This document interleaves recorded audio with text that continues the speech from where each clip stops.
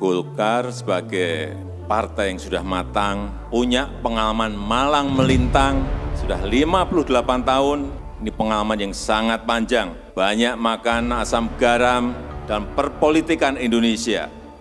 Oleh sebab itu, saya yakin Golkar akan dengan cermat, akan dengan teliti, akan dengan hati-hati, tidak sembrono dalam mendeklarasikan calon presiden dan wakil presiden.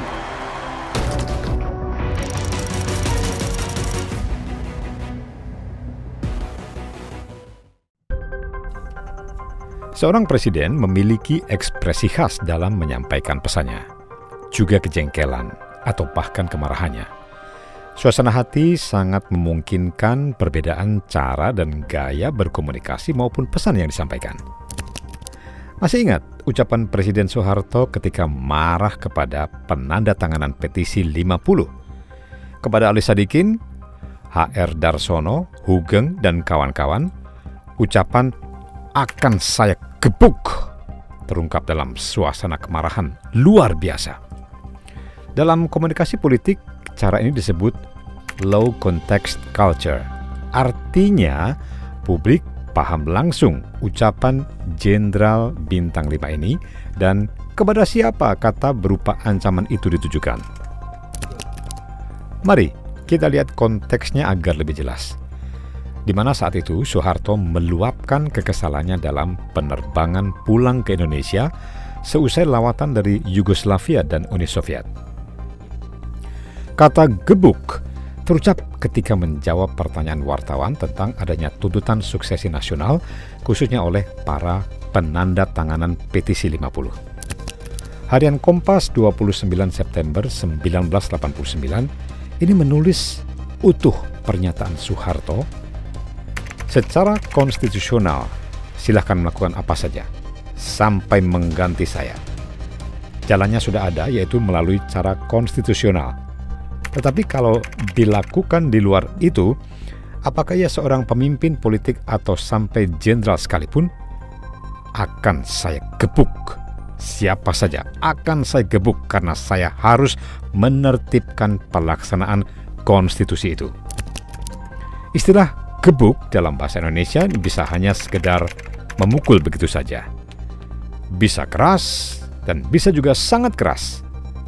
Berbeda gebuk dalam bahasa Jawa yang maknanya bisa menghancurkan atau meratakan tanpa sedikit pun belas kasih.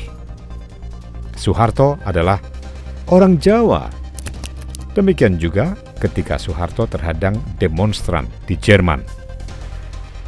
Dan intelijen menengarai otak di balik unjuk rasa yang sampai menahan laju iring-iringan kendaraan kepresidenan itu adalah Sri Bintang Pamungkas. Dan Soeharto pun cukup berkomentar pendek, "Orang gila." Sejarah mencatat ucapan gebuk dan orang gila dari penguasa otoriter itu bermakna kematian perdata para penandatanganan petisi 50. HR Darsono dan AM Fatwa bahkan dipidanakan. Nasib yang sama diterima Sri Bintang Pamungkas. Sesungguhnya, kata gebuk juga pernah dipinjam oleh Presiden Jokowi ketika menjamu para pemimpin redaksi media massa. Tepatnya di Istana Merdeka, Rabu 17 Mei 2017, dalam konteks ramainya isu kebangkitan komunisme.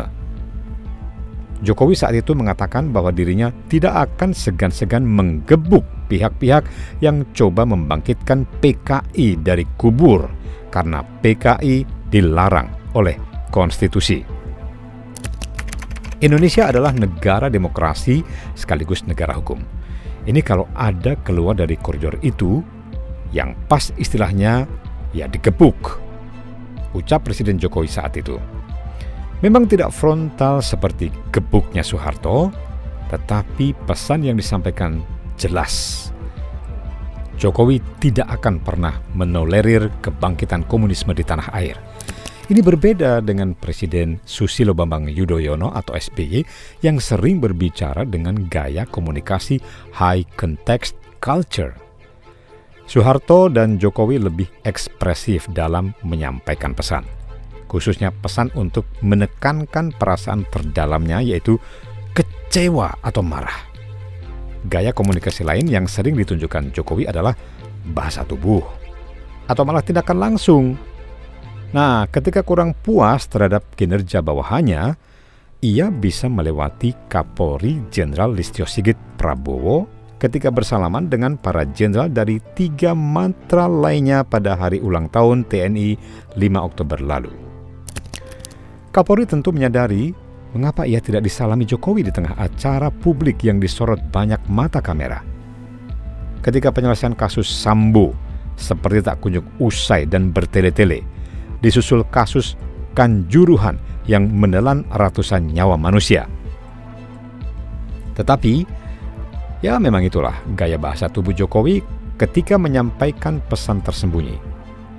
Saat SBY bersafari politik dengan nama Tour de Java, seusai pergantian kepemimpinan dan memasuki minggu-minggu pertama pensiun sebagai presiden, Jokowi menjawab pesan pendahulunya itu dengan bersafari ke tempat di mana sejumlah proyek yang tidak dapat diselesaikan SBY. Safari proyek mangkrak menjadi semacam jawaban telak atas Tour de Java SBY. Demikian juga menghadapi isu ijazah palsu perguruan tingginya yang dilontarkan oleh seorang dokter. Kalau Soeharto mungkin akan mengulang kembali kata-kata seperti yang ditujukan kepada Sri Bintang Pamungkas. Kalau Jokowi, ya cukup melakukan reuni dengan teman-teman semasa kuliahnya di UGM yang sama-sama lulus dan mendapat ijazah tentu saja. Baru-baru ini, saat menyampaikan sambutan dalam acara puncak HUT ke-58 Partai Golkar, Jokowi menyampaikan pesan politik melalui gaya bahasa high context culture, tidak seperti biasanya. Jokowi meyakini Partai Golkar tidak akan sembrono dalam mendeklarasikan calon presiden yang akan maju di pemilu 2024 mendatang. Saya yakin Golkar akan dengan cermat, akan dengan teliti, akan dengan hati-hati, tidak sembrono dalam mendeklarasikan calon presiden dan wakil presiden. Dan saya juga meyakini bahwa yang akan dipilih oleh Partai Golkar, capres maupun cawapres, ini adalah tokoh yang benar. Silahkan terjemahkan sendiri. Tetapi, coba cermati kalimat Pamungkas Jokowi ini. Saya juga meyakini bahwa yang akan dipilih oleh Partai Golkar, capres maupun cawapres, ini adalah tokoh-tokoh yang benar. Dalam acara hari ulang tahun Golkar itu hadir sejumlah ketua umum partai politik, yaitu Ketua Umum Partai Demokrat Agus Harimurti Yudhoyono, PLT Ketua Umum P3 Mardiono, dan Ketua Umum Perindo Haritanu Sudibyo. Hadir juga Ketua Umum Partai Nasdem Surya Paloh yang beberapa pekan sebelumnya telah mendeklarasikan Anies Baswedan sebagai bakal capres. Anda yang memahami high context culture akan segera tahu kepada siapa sesungguhnya ucapan Jokowi itu ditujukan. Kalimat tokoh-tokoh yang benar dalam relasi semiotika, khususnya soal antitesa yang sedang kekinian, bisa bermakna adanya tokoh-tokoh yang tidak benar. Siapa mereka di antaranya? Silahkan tanya sama Pak Jokowi.